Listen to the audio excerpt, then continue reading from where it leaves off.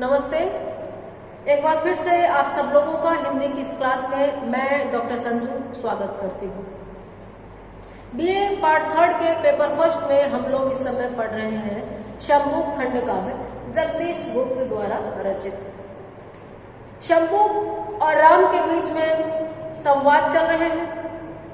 राम एक प्रशासक की भूमिका में है और जाहिर है कि प्रशासक का नजरिया अलग होता है चीजों को देखने का, उसके नैतिक प्रतिमान अलग होते हैं जनता से।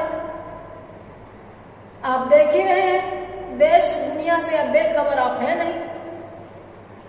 जनता की प्रजा की पीड़ा अलग होती है और दंड संहिता न्याय सिद्धांत जरूरी नहीं कि जनता की सभी पीड़ाओं को समझे।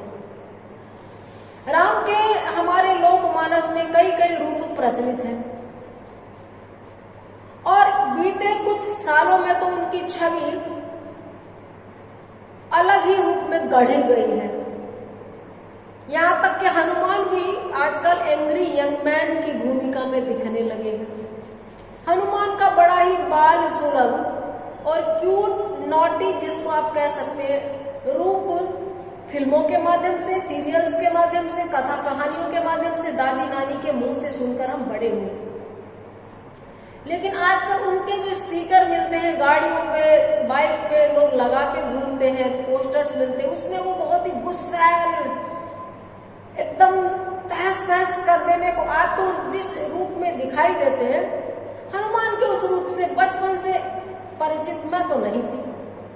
हालांकि उसी तरीके के माहौल में मेरी परवरिश हुई, मंदिर और उसके आसपास कथा कहानियों के बीच में बड़ी हुई, लेकिन इस तरीके के रूप को नहीं देखा था जो प्रेमिल नहीं हो, स्नेहिल नहीं हो, करुणा नहीं हो जिसमें। राम के भी खुद राम की दृष्टि से अगर देखें तो राम ने अपने आप से खुद से सवाल किया है कि जनता मुझे किस रूप में याद करेगा। एक को वनवास दिया, एक को त्रास से निवारण दिया। अहिल्या के उद्धारकर्ता के रूप में मुझे जनमानस याद करेगा या सीता को वनवास देने वाले पति, निष्ठुर पति के रूप में याद करेगा। निष्ठुर पति ही हो सकता है। अपनी गर्भवती पत्नी को, अपने होने वाले बच्चों की मां को छल से जंगल में भिजवा दिया। राम कह रहे मैंने नहीं कहा है, शंभुक में आप देखिए।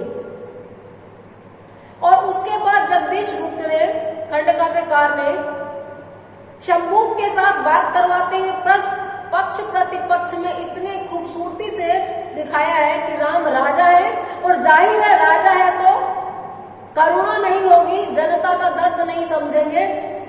न्यायप्रिय होना और दंड देने के लिए आतुर होना दो अलग अलग चीजें हैं। और राम ने ये चीज इस रूप में दिखाई है कि नारद मुनि का फरमान सुन लिया,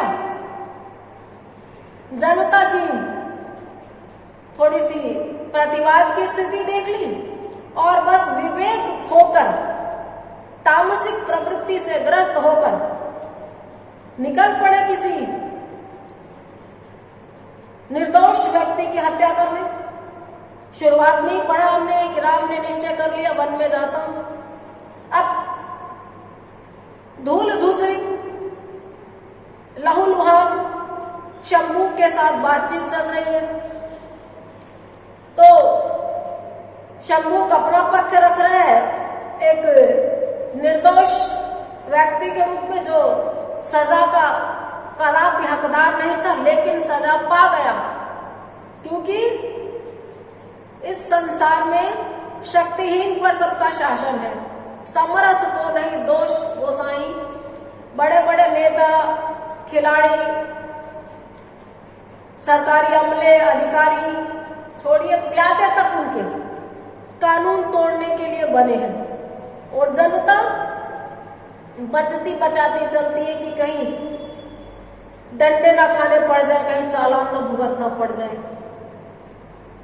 कानून तोड़ना तो दोनों के लिए गलत होता होगा ना, लेकिन एक हत्या करके न्यायप्रिय कहलाता है और एक अपनी मृत्यु के बाद भी पूरी तरह से समाज में निर्दोष और करुणा के पात्र के रूप में स्थापित नहीं हो पाता। ये बातचीत यहाँ चल रही है। बड़े प्रश्न के उत्तर के रूप में, व्याख्या के संदर्भ के रूप में हम यहाँ पर इन चीजों को रखेंगे, इसलिए इतना बताया है।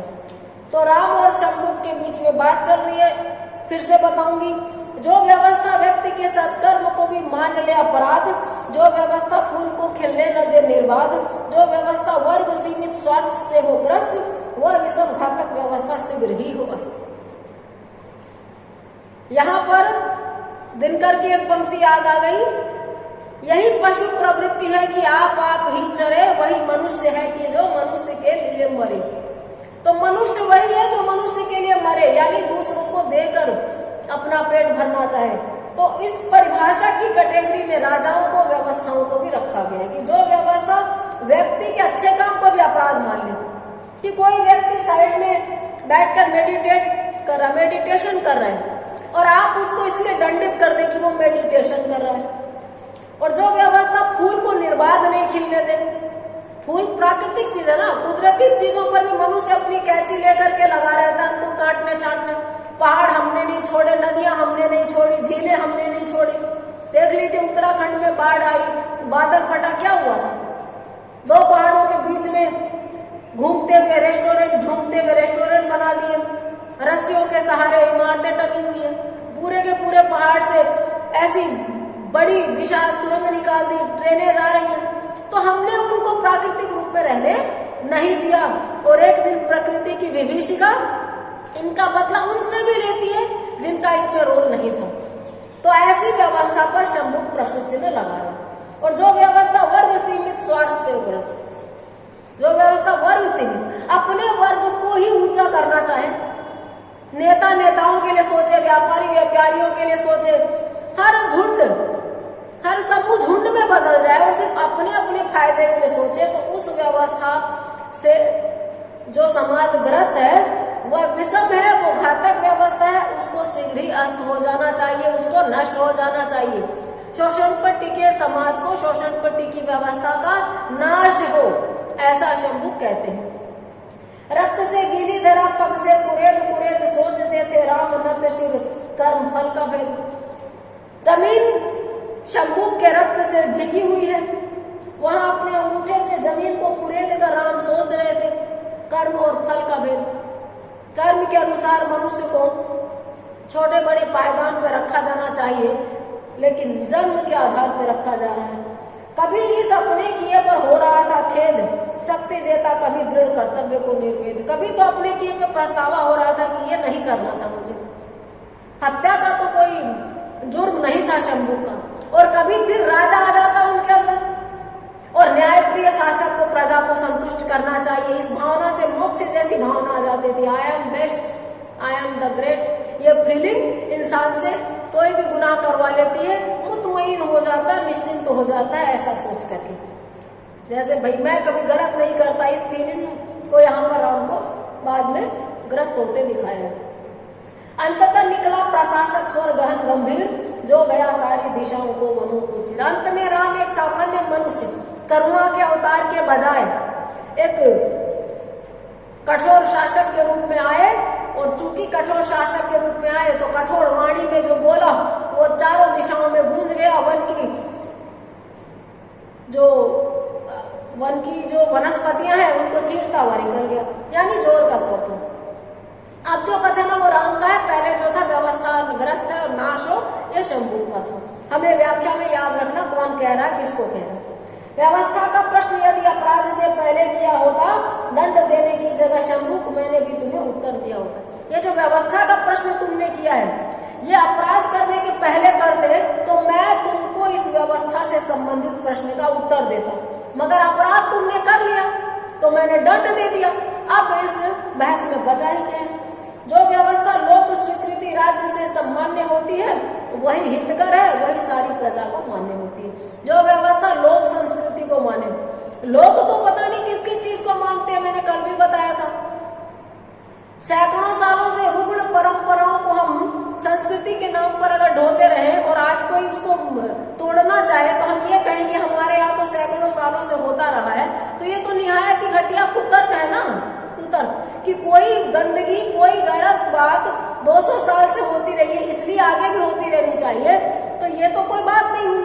तो राम कह रहे हैं कि जो व्यवस्था लोक में स्वीकृत हो वही राज्य में सम्मानित होती है, यानी शूद्र को तप नहीं करना चाहिए, ये लोक व्यवहार में स्वीकृत है, तो यही सम्मानित स्थिति है। सारी प्रजा को यही बात मान्य होती है।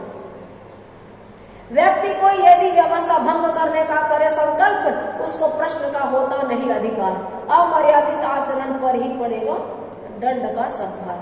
कि व्यक्ति कोई हो व्यवस्था भंग नहीं कर सकता। एक परिवार में सारी स्त्रियां मुंह झुका के रहती हैं, लेकिन एक बराबरी में बैठना चाहती है, तो ये कहें कि सारे लोग तो उस तरह रहते हैं, घूंघट निकालती हैं, जेंट्स के बीच में नहीं आती, तो तुम भी इसीलिए मत आओ। तो ये तो वही बात होगी कि हम रोज 200 लोगों को कोड़े मारते हैं और एक व्यक्ति कोड़े खाने को तैयार नहीं। तो चूंकि एक व्यक्ति एक है और 200 आदमी 200 है, लेकिन सही तो सही रहेगा ना। आपने सुना होगा, choose your own path even if you are all alone. अपना रास्ता खुद चुनो, चाहे उस रास्ते पे तुम अकेले ही चल रहे हो। ऐसे ही तो Voltaire, Tolstoy, Rousseau, Marx, Lenin, Bhagat Singh, ये नहीं आ गया ना, सुकरात, प्लेटो, अरस्तु, सबने अपनी अपनी बात बताई थी, अलग रास्ते चुने। भीड़ बनते तो उनको कौन पढ़ता, उनकी बातें कौन सुनता।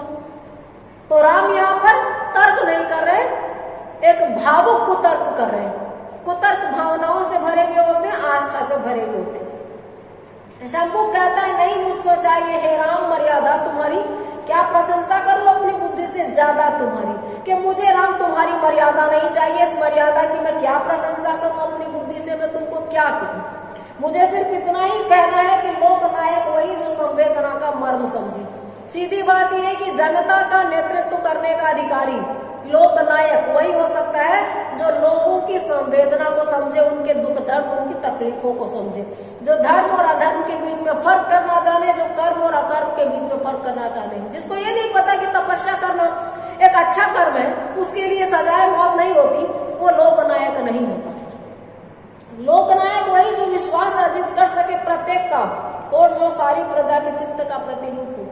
लोकनायक की परिभाषा बड़ी खूबसूरती से इसने दी है, और प्रजातंत्र में, डेमोक्रेसी में यही सही होती है। राजतंत्र में चल जाता है, चलना कहीं नहीं चाहिए, चला लेते हैं लोग शोषण पे आधारित जमींदारी जागीरदारी प्रथाओं में। यही होता था, किसान खेती कर रहा है और उसके फसल को कोई उठा के ले जा रहा है, उसने तो बस फसल बोने के लिए बोई थी, उधार लेके बोई थी, सूद ही नहीं पूरा होता। तो लोकनायक वो है जो विश्वास अर्जित करे, जो लोगों की भावनाओं के साथ खिलवाड़ नहीं करे, उनके मन में उतरे, प्रत्येक व्यक्ति को समझे और अपनी प्रजा का प्रतिबिंब हो। यथा राजा तथा प्रजा, राजा आतताई है तो प्रजा में भी करुणा के लिए, दया के लिए जगह नहीं होती है। तो अपनी प्रजा का प्रतिनिधित्व करे हर मायने में। लोकनायक वह नहीं जो विधि अविधि की बात करने से डरे, बस दंड नायक भूप हो, वो नहीं होता लोकनायक जो बस ये करना चाहिए, ये नहीं करना चाहिए, शास्त्रों में ये लिखा है, और इस बात से डरे कि जो शास्त्रों में नहीं लिखा वो कर दिया, भले ही वो बात बहुत अच्छी हो, लेकिन शास्त्रों में नहीं लिखा है तो अच्छी बात भी नहीं कर सकते। ऐसी तो बहुत सारी चीजें शास्त्रों में नहीं लिखी जो अच्छी है, मनुष्यों के लिए है, करने लायक है, लोग कर रहे हैं, उन सबको दंडित तो नहीं किया जा सकता ना, प्राण दंड तो नहीं दिया जा सकता। ये शंभू कह रहा है कि राजा दंड नायक भूप नहीं होता, दंडाधिकारी नहीं होता, वो प्रजा का पालक भी होता है। अब राम कह रहे हैं कहो जो कुछ भी तुम्हें कहना सुनूं मैं, क्या तुम्हारे चित्त को संवेदना का मर्म है कुछ दो गुरु में। कहो जो तुमको कहना मैं सुनूंगा, ये भी एक बड़प्पन है कि तुमको मैं चुप नहीं करा रहा हूं, मैं सुनूंगा। क्या तुम्हारे चित्त को संवेदना का मर्म है, तुम्हारे मन में क्या चल रहा है, तुम्हारी संवेदना का तात्पर्य क्या है, तुम बोलो तो मैं ध्यान से सुनूं, गुरु यानी ध्यान से सुनूंगा। शंभुक बड़ा सुंदर जवाब देता है, प्रश्न करते ही मुझे अधिकार वंचित कर दिया, कहते हुए यह चाहिए वह चाहिए, किंतु अब मेरे उसी मुख से तुम इस संवेदना का मर्म सुनना चाहते हो, किस लिए। मैंने जब प्रश्न किया कि मेरी हत्या नहीं करनी चाहिए थी, मैं पाप कर्म नहीं कर रहा था, मैं एक आध्यात्मिक उपक्रम कर रहा था, मेडिटेशन कह लीजिए, तपस्या कह लीजिए, वो भी वो कर नहीं रहा था। लोगों ने इस तरीके का बांध करके उसको प्रताड़ित किया और खुद ही भयभीत हो गए कि एक दलित तपस्या कर रहा है तो बहुत खराब कुछ होने वाला है। तो कहते हैं प्रश्न करते ही तो मुझे अधिकार वंचित कर दिया कि तुम पहले बात करते तो मैं तुमसे बहस करता, तुम्हारे प्रश्नों का उत्तर देता। तुमने तो अपराध कर दिया, अपराध करने के बाद मैंने सजा दे दी, अब तुम क्या बहस कर रहे हो? अब तो तुमने मुझे इतनी तो शर्तों में बांध दिया कि यह चाहिए वह चाहिए, पहले बोलते तो करता, किंतु अब मेरे उसी मुख से तुम संवेदना का मर्म सुनना चाहते हो। भाई किस लिए? राम कह रहे लोक मानस कर्म का औचित्य समझे, इसलिए लोग मानस कर्म का, लोक मानस जनता, ये दुनिया समाज कर्म का औचित्य समझे। कर्म करने का तुक क्या है, कर्म किस लिए करते, इसका औचित्य समझे। इसलिए मैं चाहता हूं कि तुम अपनी बात कहो। शंभू कहता है सभी पृथ्वी पुत्र हैं, तब जन्म से क्यों भेद माना जाए, जन्मजात समानता के तथ्य पर क्यों खेद माना जाए। जन्म से सभी पृथ्वी पुत्र हैं। इस पृथ्वी पर, इस प्रकृति पर प्रत्येक मनुष्य का अधिकार है। इसमें क्यों भेदभाव होता है? एक आदमी को गंदगी ढोने का, भार ढोने का निकृष्टतम काम करने के लिए रखा जाए और एक आदमी समाज में सबसे ऊपर सोपान पे बैठेगा, ये भेदभाव क्यों? जन्मजात समानता के तथ्य पर खेद क्यों? जन्म से सभी समान हैं। जन्म लेते ही एक ब्राह्मण हो गया, एक क्षत्रिय हो गया, एक वैश्य हो गया, शूद्र हो गया, ये नहीं मानना चाहिए। बाद में मनुष्य जब समाज के लिए उपयोगी है तो श्रेष्ठ है, अनुपयोगी है, समाज के लिए घातक है तो ये घृण्य है, खराब है। ऐसा होना चाहिए। जन्म पर सभी को बराबर मानो। इस व्यवस्था पर खेद क्यों हो? लोग लोग में भेद क्यों हो? जन्मना जायते शूद्र, क्या नहीं सबके लिए है सबके? और संस्कारात ही द्विजोच्यते की घोषणा का क्यों न हो सकते? जन्मना जायते शूद्र, जन्म से सभी शूद्र होते हैं, सभी एक ही तरीके से, उसी तरीके से प्रकट होते, दुनिया में पैदा होते हैं। कबीर का एक दोहा बड़ा शानदार है, जो हम श्रेष्ठता बोध से ग्रसित हैं। आत्ममूर्धता का ये जो दौर है कि मैं श्रेष्ठ हूं, मैं सबसे अच्छा हूं। कबीर कहीं कहीं बहुत मिसफिट है इस सोसाइटी में, लेकिन बड़ा अच्छा लगता है उनको कहीं कहीं पे पढ़ना, हर जगह नहीं। कहीं देखिए, जो तू बामन बमनी जाया, आन बाटते क्यों नहीं आया, और जो तू तुरक तुरक नहीं जाया, भीतर खतरा क्यों न कराया। अगर ईश्वर हमें जब गढ़ता है तो पूरी हमारी इतनी बड़ी काया बनाता है और इस कायनात को रचता है, बादल पेड़ पहाड़, ऐसा ईश्वर मानने वाले कहते हैं कि सृष्टि उसने बनाई। तो कबीर सवाल करते हैं कि जो तू श्रेष्ठ है, ब्राह्मण ब्राह्मणी जाया है, ब्राह्मण दंपत्ति की संतान है, तो ईश्वर ने सीधे ही धरती पे क्यों नहीं डाल दिया, अवतरित क्यों नहीं किया, प्रकट क्यों नहीं किया? तुम भी माँ के गर्भाशय से, माँ की योनि से पैदा हुए, तो क्या ब्राह्मण, क्या श्रेष्ठता है? ऐसे ही तो शूद्र पैदा होता है।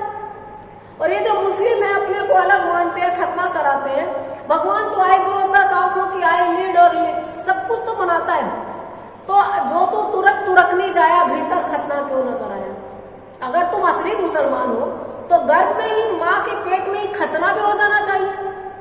जो शिश्न में एक छोटा सा ऑपरेशन करके यौन सुख से वंचित करने की प्रक्रिया है इसमें, कि बस वो सिर्फ बच्चे संतानोत्पत्ति कर सके, बाकी वो व्यभिचार नहीं करे, पता नहीं कितनी सारी चीजें हमारे बीमार समाज की बीमार परंपराओं में शामिल है।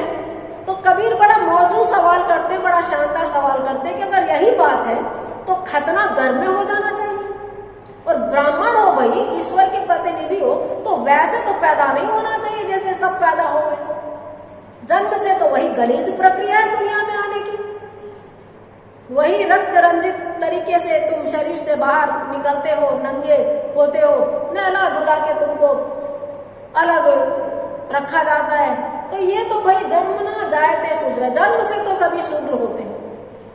ये क्या सबके लिए सत्य नहीं है? और संस्कारात ही द्विजोच्यते, और व्यक्ति में जब संस्कार आ जाए, पढ़ लिख जाए, समाज के लिए काम करे, तब फिर वो द्विज, दूसरा जन्म होता है उसका, श्रेष्ठ होता है, ब्राह्मण होता है। ये घोषणा क्या सततता से, लगातार, बराबर, कंटिन्यूटी में, शाश्वतता से, निरंतरता से नहीं करनी चाहिए? ये सवाल शंभुक करता है। जड़ समाज मनुष्य की रचना नहीं है, गतिहीन जीवन कभी अपना नहीं है। जड़ समाज मनुष्य की रचना नहीं है। ये जो समाज सड़ चुका है, जड़ चुका है, एक जगह फिक्स हो गया है, जिसमें आगे बढ़ने के चांसेस नहीं है, सकारात्मक बदलाव की प्रक्रिया नहीं चल रही, वो समाज मनुष्य की रचना नहीं है। गति रहित जीवन कभी अपना नहीं है। जो जीवन गतिशील नहीं है, जो अवरुद्ध हो गया है, जो एक जगह आकर ठहर गया है, वो जीवन श्रेष्ठ नहीं है, श्रेयस्कर नहीं है, चुनने लायक नहीं है, मनुष्य का तो नहीं है। मनुष्य सर्वश्रेष्ठ प्राणी होता है, ये मुगालता है मनुष्य। बहुत जगह तो लगता पशु पक्षी हमसे बहुत श्रेष्ठ है। तो शंभुक बड़े खूबसूरत तर्क दे रहा है और राम प्रशासक की तरह निर्मम बातें कर रहे हैं। इसकी व्याख्या आ जाए तो हम करेंगे, जो मैंने शुरू से अब तक बात कही है वही याद रहेगी, वही काम आएगी। प्रसंग, संदर्भ, व्याख्या और विशेष 4 सोपानों से हमें गुजरना है। आगे इन दोनों की बातचीत को लेके हम अगले वीडियो में बात करेंगे। तब तक देखते रहिए, बने रहिए। Have a nice day.